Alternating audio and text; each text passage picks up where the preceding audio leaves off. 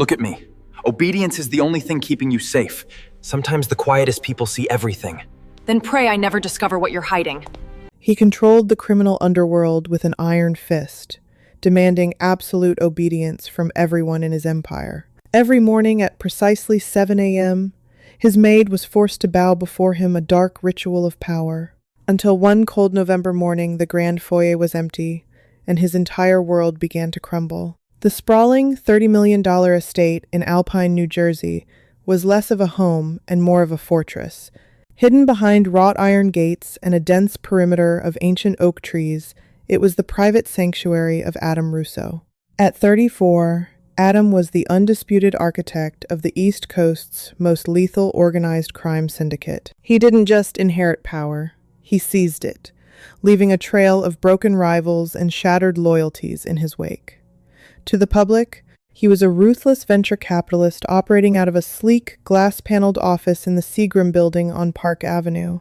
To the underworld, he was a ghost who breathed fire, a man who demanded absolute, unwavering perfection. And no one understood that demand for perfection better than Hannah Hayes. Hannah had been hired 6 months ago through an elite, highly discreet domestic staffing agency in Manhattan. Her background check, meticulously vetted by Adam's paranoid head of security, Victor Rossi, was spotless. She was 24, an orphan from the Rust Belt of Ohio, with no living relatives, no debt, and no digital footprint to speak of. She was quiet, kept her eyes glued to the baseboards, and worked with the invisible efficiency of a phantom. But Adam didn't just want efficiency. He required submission. He needed to know that within the high-security walls of his Alpine estate, his authority was absolute.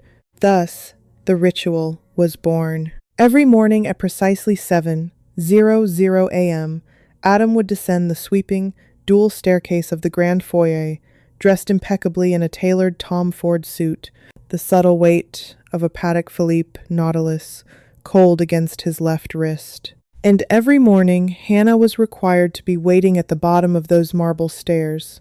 As his hand touched the final polished mahogany banister, she had to drop to her knees, press her hands flat against the cold, imported Italian marble, and bow her head. She was not to look up. She was not to speak unless spoken to. She was to remain in that position until he stepped past her and gave her a dismissive tap on the shoulder. It was a cruel, archaic display of dominance, born from a dark, twisted place inside Adam that he refused to analyze. On a crisp Tuesday in late October, the ritual unfolded exactly as it always did. The grandfather clock in the hallway chimed the hour. Adam descended, his heavy leather Oxford shoes clicking rhythmically against the stone. Hannah was already on the floor, dressed in her standard, pristine black uniform with a white apron. Her dark hair was pulled back tightly into a bun, exposing the pale, fragile nape of her neck. Adam paused on the final step, looking down at her. He could smell the faint, inexpensive vanilla soap she used, a stark contrast to the heavy, expensive oud and tobacco scents that usually filled his home. He watched the slight, almost imperceptible tremor in her shoulders. He enjoyed that tremor. It meant she feared him. It meant she knew exactly what kind of monster he was. "Get up!" Adam commanded, his voice a low, gravelly baritone that echoed in the cavernous space. Hannah rose smoothly, keeping her gaze fixed firmly on his silk tie. "Good morning, Mr. Russo. Your Lavazza espresso is waiting in the dining room, alongside the morning financial reports." "Leo is coming over," Adam said, stepping past her, the scent of his expensive cologne washing over her. "When he arrives, bring him to the study." And Hannah? "Yes, sir," she whispered. "Make sure the study doors remain locked from the inside once you leave the tray. I don't want interruptions." "Understood, Mr. Russo." An hour later, the heavily fortified mahogany doors of the study were shut tight. Inside, the atmosphere was suffocating. Adam sat behind a massive oak desk, swirling a crystal glass of Macallan 25, his dark eyes fixed on his underboss, Leo Moretti. Leo was sweating, a stark contrast to Adam's icy composure. "The shipment at the port of Newark was delayed, Dom," Leo stammered, running a hand through his greased hair. The customs guys, they swapped shifts on us. We couldn't move the containers out of Terminal B without triggering a federal inspection. I don't pay you to give me weather reports on customs shifts, Leo, Adam said softly, placing the glass down with a definitive clink. I pay you to ensure 300 kilos of product don't sit rotting in a steel box where any ambitious badge can stumble upon it. I'll handle it tonight, I swear. Adam leaned back in his chair. You will handle it in the next 2 hours, or I will put you in one of those containers and ship you to the bottom of the Hudson. Outside the heavy doors, Hannah stood perfectly still in the hallway, holding a silver tray with a fresh carafe of water. Her face was an unreadable mask, but her pulse hammered in her throat. She wasn't just listening. She was memorizing. Port of Newark. Terminal B. 300 kilos. When the study doors finally swung open, Leo stormed out, pale and trembling. Adam stood in the doorway, his eyes locking onto Hannah. For a fleeting second, Hannah didn't lower her gaze fast enough. Her bright, piercing hazel eyes met his cold, dark ones. Adam froze. There was something in her eyes, a spark, an intelligence, a dangerous defiance that he had never noticed before. It wasn't the look of a frightened maid. Did you hear something you shouldn't have, Hannah? Adam asked, his voice dropping to a dangerous whisper as he stepped slowly toward her. Hannah immediately bowed her head, her voice trembling, a perfectly executed performance. No, Mr. Russo, I just arrived with the water. I swear. Adam reached out, his large, calloused hand gripping her chin and forcing her face up. His thumb brushed against her lower lip. Her skin was incredibly soft, yet she held herself with a rigid tension. You belong to me while you are in this house, he murmured, his face inches from hers. You see nothing. You hear nothing. You only obey. Do you understand? Yes, she breathed out. He let her go abruptly, turning his back on her. Leave. As Hannah walked away, her hands shaking as they gripped the silver tray, she didn't feel fear. She felt the cold, hard edge of anticipation. Adam Russo thought he was the apex predator in this house. He had no idea that the prey he enjoyed tormenting every morning had already set the trap. November 14th began with a brutal nor'easter. Howling winds battered the bulletproof, floor-to-ceiling windows of the Alpine estate, and sheets of freezing rain washed over the expansive grounds. Inside, the house was a tomb of silence, heavily insulated against the violent storm outside. Adam woke at 6 a.m. sharp. He went through his morning routine with robotic precision, a brutally cold shower, a rigorous workout in his private gym, and 20 minutes in his custom Poliform walk-in closet selecting his attire. Today, he chose a dark, charcoal Brioni suit. Today was a critical day. He was scheduled to meet with the heads of the 5 remaining syndicate families at a secure, undisclosed location in Manhattan to consolidate their grip on the East Coast shipping lanes. At 6:58 a.m., Adam stepped out of his master suite and began his descent down the grand staircase. The grandfather clock ticked loudly, the sound echoing through the cavernous foyer. He reached the final step just as the clock chimed 7 a.m. Adam looked down, expecting to see the familiar sight of Hannah on her knees, her head bowed, submitting to his daily ritual of power. But the marble floor was empty. Adam stood perfectly still. For a moment, his brain simply failed to process the anomaly. In 6 months, Hannah had never been a minute late. She had never been sick. She had never deviated from the strict, suffocating routine he had forced upon her. Hannah, his voice boomed out, easily carrying down the long, shadowed hallways of the first floor. Silence answered him, save for the muffled roar of the wind outside. A prickle of profound annoyance flared in his chest, quickly mutating into a dark, simmering rage. Disobedience was the one thing Adam Russo absolutely did not tolerate. He stepped off the stairs, his heavy shoes echoing as he marched toward the staff wing of the estate. "Victor!" Adam barked, pulling his encrypted phone from his jacket pocket and hitting the speed dial for his head of security. "Get to the main house! Now!" Within 2 minutes, Victor Rossi, a massive, scarred veteran of both the military and the mob, burst through the kitchen doors, his sidearm already unholstered. "Boss, we have a breach?" "My maid is missing," Adam snarled, pushing open the swinging door that led to the staff corridors. Victor blinked, momentarily confused by the sheer venom in his boss's voice over a domestic worker. "Hannah? I'll check her quarters." They walked briskly to the end of the narrow hallway to the small, modest room assigned to Hannah. Adam didn't bother knocking. He kicked the door open, the wood splintering slightly around the lock. The room was immaculate. The single bed was made with military precision.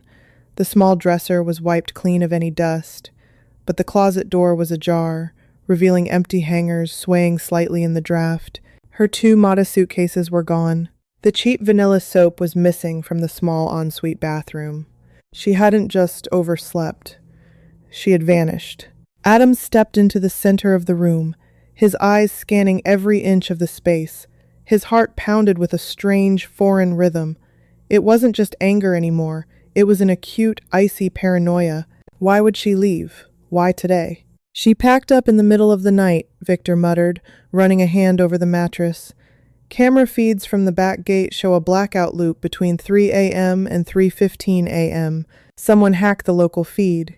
She had outside help. "A maid doesn't hack military-grade security systems, Victor," Adam exploded, grabbing a heavy brass lamp from the bedside table and hurling it against the wall, shattering it into pieces. "Who the hell was in my house?" "I'll tear apart her background check again. I'll call the agency." "The agency doesn't know anything! They're a front!" Adam paced the small room like a caged tiger. He felt exposed, violated. This girl had been inches from him. She had served him his food, poured his drinks, stood silently in the hallway while he conducted multi-million-dollar criminal enterprises. He had forced her to her knees every single morning to stroke his own ego, entirely blind to the viper resting on his hearth. Suddenly, Adam stopped. His sharp eyes caught a slight abnormality. The heavy oak baseboard near the radiator wasn't sitting flush against the wall. He knelt down, a rare position for Adam Russo, and dug his fingers into the small gap, ripping the piece of wood away from the wall. Behind it was a small, hollowed-out cavity. Inside the cavity lay 2 items. The first was a small, black velvet box. Adam opened it, his breath catching in his throat. Inside was a custom, gold-plated tie clip. It was the exact tie clip he had gifted to his most trusted political ally, a corrupted state senator, just 3 weeks ago during a deeply secret dinner at the Core Club in Manhattan. Hannah shouldn't have known about that dinner. She shouldn't have had access to the senator. The second item was a single piece of heavy cardstock paper. On it, written in neat, elegant cursive, was a message. "I told you I see nothing and hear nothing. But you forgot that a ghost can walk through walls, Adam. Check your Red Hook terminals. You shouldn't have touched my father's union." Adam's blood ran completely cold. Her father's union. 3 years ago, Adam had orchestrated a brutal, hostile takeover of the International Longshoremen's Association local branch in Brooklyn. The union president, an honorable, stubborn man named Arthur Hayes, had refused to allow Russo's smuggled weapons through his docks. Adam had Arthur framed for embezzlement, ruined his reputation, and ultimately had him pushed in front of a subway train or ruled suicide. Hannah Hayes, Arthur's daughter. She wasn't just a random orphan. She was a ghost seeking vengeance, and Adam had invited her right into the heart of his empire. Before Adam could speak, his encrypted phone began to vibrate violently in his hand. He stared at the screen. It was Leo. Adam answered, pressing the phone to his ear. "Dom!" Leo's voice was hysterical, drowned out by the sound of wailing sirens in the background. "Dom, it's a bloodbath. The Red Hook terminal, the feds are everywhere. FBI, ATF, DEA. It's a joint task force. They didn't just find the Newark shipment we moved. They found the ledgers, the offshore accounts, everything we kept in the vault at Warehouse 4. "How?" Adam whispered, the reality of his crumbling empire crashing down on him. "That vault requires a dual retinal scan and a 12-digit cipher." "I don't know!" Leo screamed over the sirens. "The vault was wide open when they breached. And Dom, the feds, they knew exactly where to look. Someone gave them the keys to the kingdom. Adam slowly lowered the phone as Leo continued to shout. He looked down at the empty floor where Hannah had bowed to him just 24 hours ago. The ritual of submission hadn't been about breaking her. It had been her way of surviving, of staying invisible, while she meticulously dismantled his life piece by piece. "Victor," Adam said, his voice terrifyingly calm, devoid of all its previous rage. "Yes, boss?" "Cancel the Manhattan meeting. Burn the Alpine Estate servers. We are at war." Adam crushed the cardstock note in his fist. "And find Hannah Hayes. Bring her to me alive. I'm going to make her beg for a death she will never receive."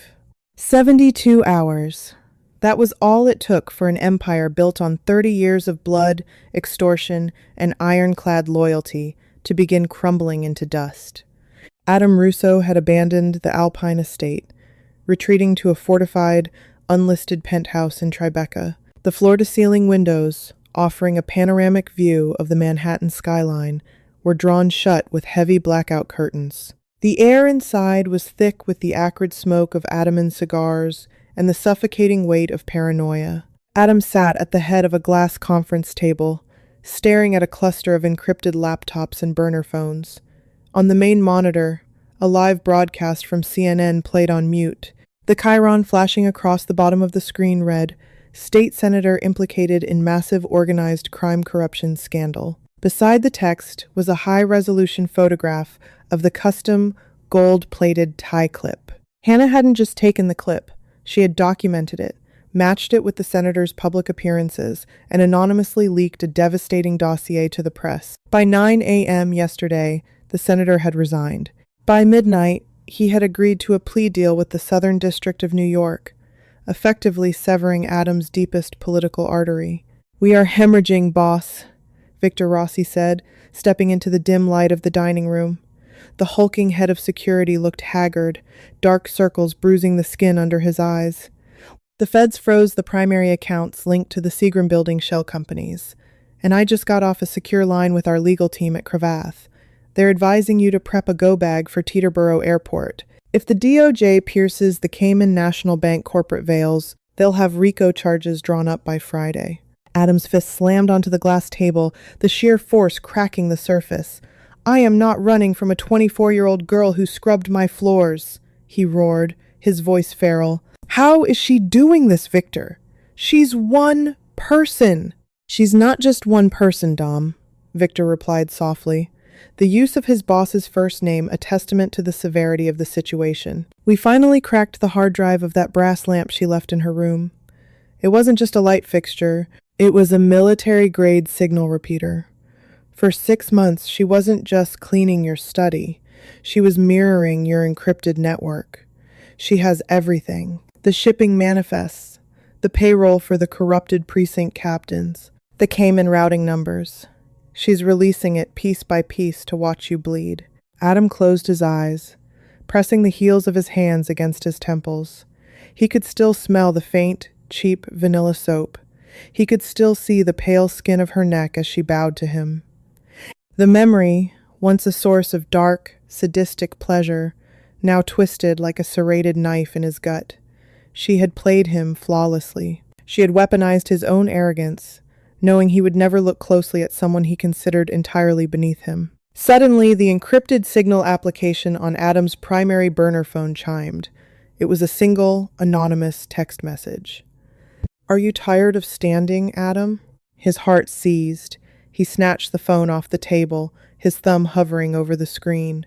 Before he could type a reply, the phone began to ring, an audio call. Adam locked eyes with Victor, giving him a sharp nod. Victor instantly dove for a laptop, rapidly typing to initiate a trace algorithm. Adam accepted the call and lifted the phone to his ear. "Hannah," he breathed, his voice a lethal, vibrating wire. "Good evening, Mr. Russo." Her voice floated through the speaker. It was no longer the trembling, subservient whisper from the hallway. It was crisp, cold, and utterly devoid of fear. "I see you've redecorated. Tribeca suits you." The blackout curtains are a nice touch. It shows you finally understand your prey. Where are you? Adam growled. You think this ends with me in a cage? I have 300 men on the streets tearing this city apart to find you. When they do, Arthur Hayes' daughter is going to scream until her throat bleeds. A soft, dark chuckle echoed on the line. Your men are currently busy shredding documents and liquidating assets to save their own skin. You have no army left, Adam. I took your politicians, I took your ports, and at midnight tonight, I am sending the unencrypted Cayman ledgers directly to the FBI Cyber Division at Foley Square. Adam's breath hitched. If the Cayman ledgers dropped, it wasn't just jail. It was a guaranteed life sentence at ADX Florence. What do you want? He demanded, the words tasting like ash in his mouth. I want to finish the ritual, Hannah said, her voice dropping to a terrifying deadpan. Pier 41. Red Hook. The exact spot where you had my father pushed onto the tracks. Be there at 11 p.m. tonight. Come alone. If I see Victor, or if I spot a single sniper on the gantries, I hit send, and your life is over. The line went dead. Did you get her? Adam snapped at Victor. Victor stared at the screen, pale. The signal bounced through proxy servers in Russia, Tel Aviv, and London, but the final ping, boss, the final ping came from right across the street. She's watching the building. Adam walked slowly to the window, pulling the edge of the heavy curtain back just an inch. He stared out into the rain-slicked streets of Tribeca. He was a king stripped of his crown, standing naked in the storm. He pulled a sleek, matte black Glock 19 from his shoulder holster, racking the slide with a sharp, metallic clack. I don't need an army to kill a ghost, Adam whispered. The waterfront at Pier 41 was a desolate wasteland of rusted shipping containers, towering cranes, and cracked asphalt. A relentless, freezing rain whipped off the dark waters of the East River, cutting through the heavy wool of Adam's overcoat. The only illumination came from the jaundiced glow of the sodium vapor lamps spaced sparingly along the docks. Adam walked slowly, the water pooling in his Oxford shoes. His right hand remained deeply buried in his pocket, wrapped tightly around the grip of his Glock. He scanned the shadows, his combat instincts screaming at him. It was a perfect kill box. Stop right there. The voice cut through the howling wind, echoing off the corrugated steel of a nearby warehouse. Adam halted. Out of the heavy fog, 50 yards ahead, a silhouette emerged. Hannah stepped under the glow of a street lamp. She was unrecognizable from the meek, subservient girl in the Alpine estate. She wore a tailored black trench coat, her dark hair falling freely around her shoulders, completely soaked by the rain. She held an umbrella in one hand and a tablet in the other. I'm here, Adam called out, his voice booming over the storm. I'm alone. You have my attention, Hannah. Now, you give me the drives, and I let you walk away. That is the only deal on the table. Hannah didn't flinch. She simply tilted her head. You still think you're giving the orders. You still think you're the smartest man in the room. That arrogance is exactly how my father died. Your father was a stubborn old fool who stood in the way of progress, Adam spat, closing the distance slowly, calculating the angle for a clean shot.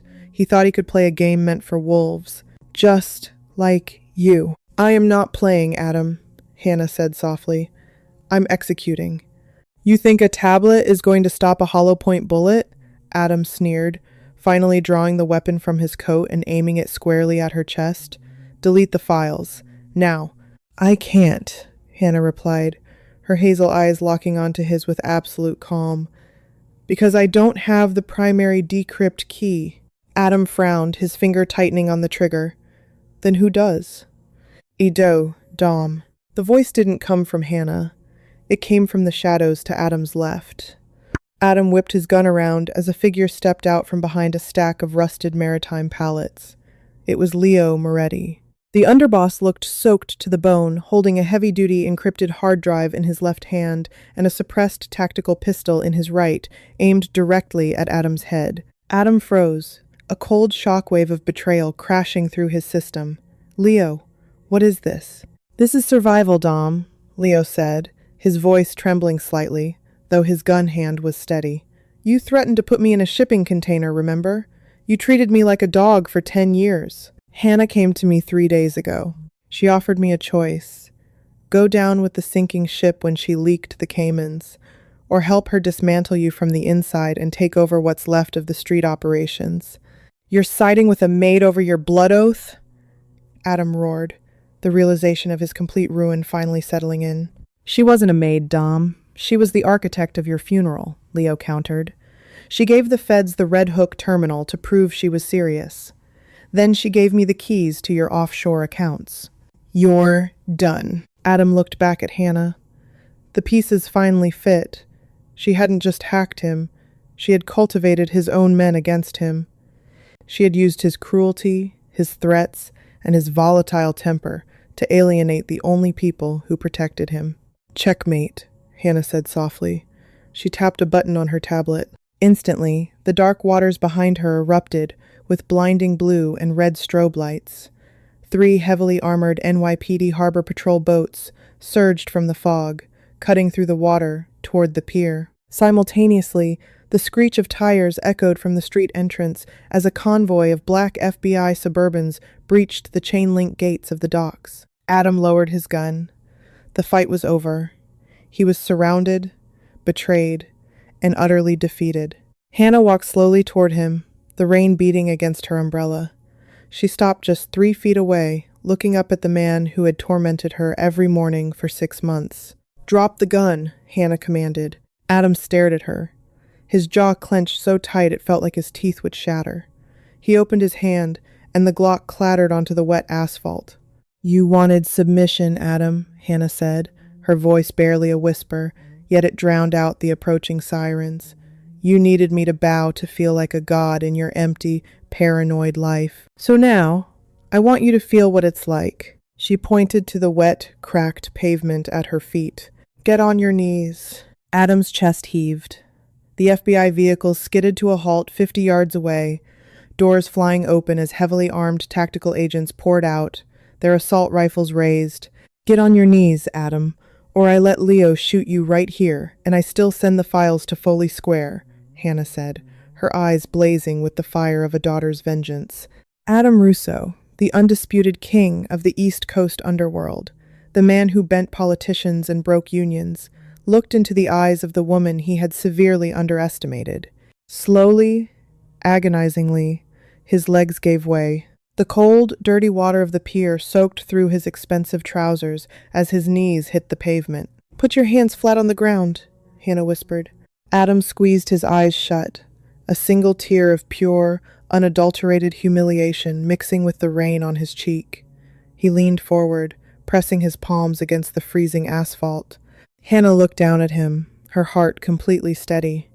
She had reclaimed her father's honor, not with bullets, but with patience. She reached out, giving Adam a dismissive, patronizing tap on the shoulder, the exact gesture he had used on her every single morning. You are dismissed, Mr. Russo, Hannah said. She turned her back on him and walked away into the fog, just as the FBI agents swarmed the pier, tackling the broken Mafia boss into the dirt. The ritual of power was finally broken, and the king was forced to bow to the ghost he created. Hannah's brilliant revenge proves that the most dangerous enemies are the ones you invite inside. Did you see that massive twist with Leo coming? Let me know your thoughts on Hannah's master plan in the comments below.